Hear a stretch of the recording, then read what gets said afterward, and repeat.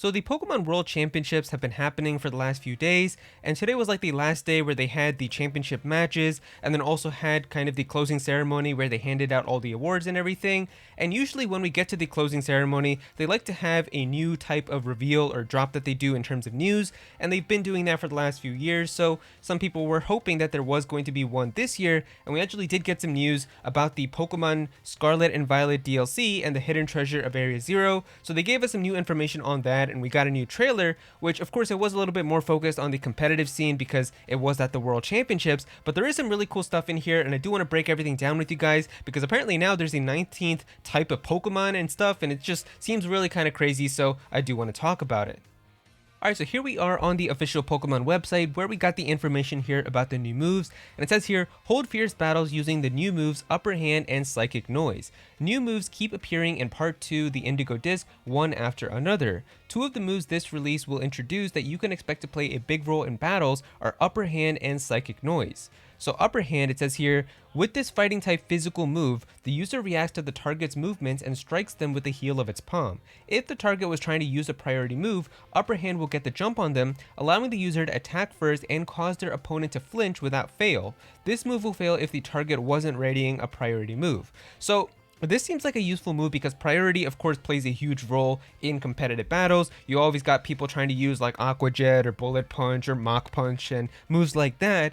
And this seems like it's going to be a move that gets priority above all of those, and it seems like you would be able to flinch them if they were getting ready to use a priority move. So it is seemingly looking like a useful attack, but the thing that sucks about it is it says here this move will fail if the target wasn't readying a priority move. So you kind of have to play the mind game and really know if you think that they're going to go for something like Bullet Punch and then use this attack. But if you weren't and they did something else, like if the Scizor went for like an Iron Head or something instead, then you basically just got a turn that you screwed up, and now they can get an entire extra turn on you. So you kind of have to really know if you think it's going to be useful or not, but I could still see this attack being somewhat useful in competitive play.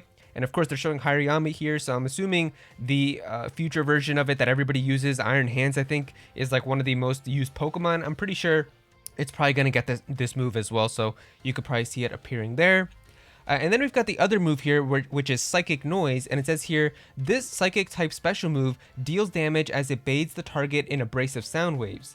This attack also prevents the target from recovering HP through moves, abilities, or items for a certain number of turns. So this is basically your answer to all the stall teams. Anybody who is giving you stall teams or trying to spam recover, or they have leftovers and just spam protect and stuff, this is going to be your way to kind of shut all of that down. You can just use this attack and they're not going to be able to heal anymore.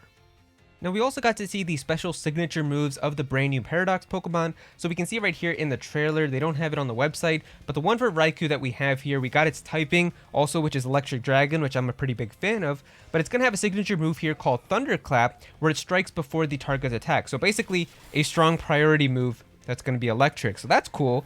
That's going to be useful if this Pokemon is a little slow. And then for Cobalion, the really cool move that it has here, it's going to be Steel and Psychic, which I'm a big fan of too. I love that typing. I love Metagross. But yeah, the cool thing about this Pokemon signature move is it has Tachyon Cutter, which is guaranteed to hit twice in a row. Now, it doesn't tell you exactly how much damage this does, but the fact that it's OHKOing, or like it's hitting an entire Mimikyu here from full HP almost, and knocking it out, I think it could do some decent damage. So yeah, that's going to be a great move if you want to just get rid of Pokemon that could be having a Focus Sash or something like that. So yeah, it seems like those are going to be some pretty useful moves as well.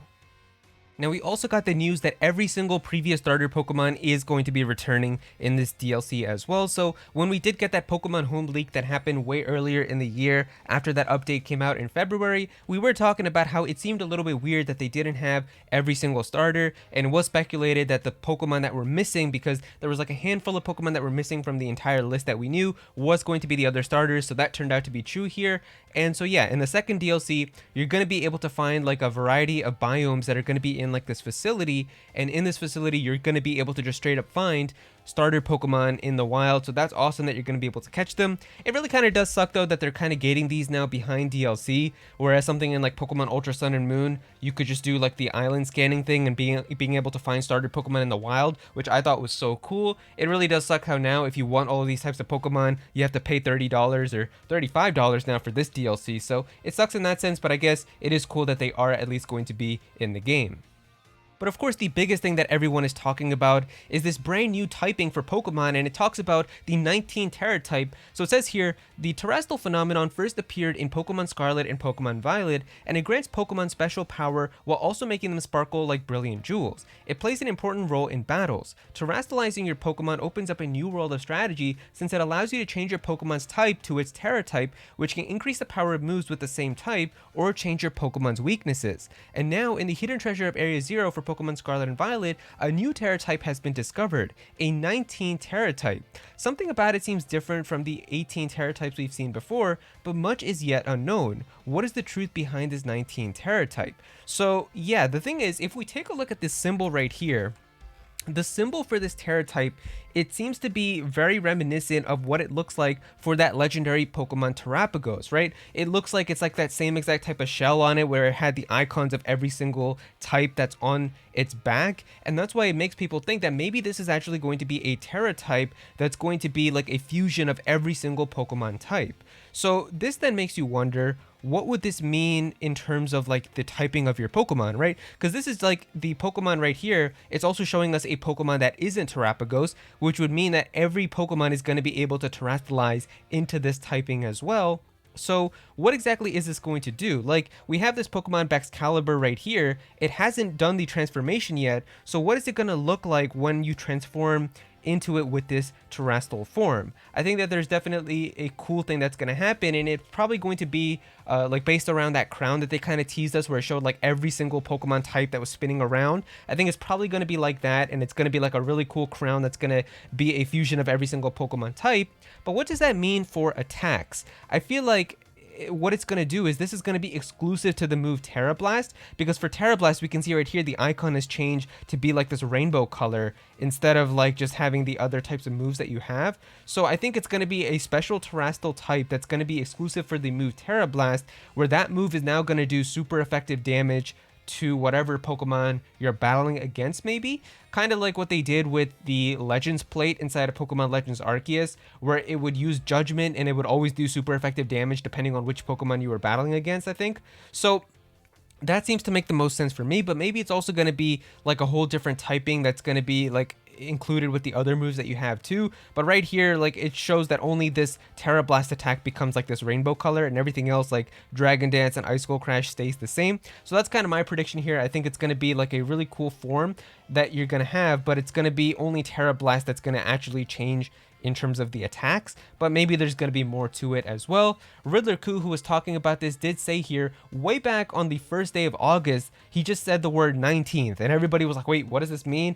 Some people thought that this was going to be like news that we were going to get for Pokemon, like a trailer on the 19th of August, but no, it was straight up just a 19th type. So he was really out here teasing a whole new type before all of this as well. So he really does have his inside information. And he even said here just a few hours ago, pay attention to the colorful frames, which will help you to understand how this thing works. So yeah, I don't really know exactly, but I feel like in terms of competitive play, they're still going to have to make this like not be super broken or everybody's just going to be using it. But yeah, I'm interested to see like what it's going to do and which Pokemon will benefit the most from it. And finally, the last thing that I just want to touch upon here, I don't really believe this, but I saw some people talking about it, and it is getting a lot of likes here on Twitter, is the possibility that since we're all saying that the next Pokemon game is probably going to be some type of Unova Pokemon game, and it's a lot of people are speculating it's going to be some type of like Pokemon Legends Arceus or like Paradox Unova type of game, some people were speculating that when it showed all of these starters inside of that trailer, all of the Hisuian starters also had another Pokemon that was next to it, and people were speculating if this could be the trio of starters starters that you're going to see in the next game. Because of course with Pokemon Legends Arceus, you had Oshawott, you had Rowlet and Cyndaquil, which was a very unique set of starter Pokemon. So could it be in the next Pokemon games, which are going to be in like this futuristic Paradox Unova, or if it's going to be like another Legends type of game, could the trio of starters be Piplup, Snivy, and Torchic? I think it would be interesting, but the only thing for me that's kind of throwing this off is the fact that Snivy is here, because Snivy would be a Gen 5 Pokemon, so I don't think that they would add a Gen 5 starter in the set of starters about this game about Gen 5, you know what I mean? Like with the Hisui region, it was about Gen 4, but Piplup, Chimchar, and Turtwig were not one of the starter Pokemon that you were able to choose, so that's the only thing that makes me not really believe this, but I did see some people talking about it, so I felt like it would be worth mentioning.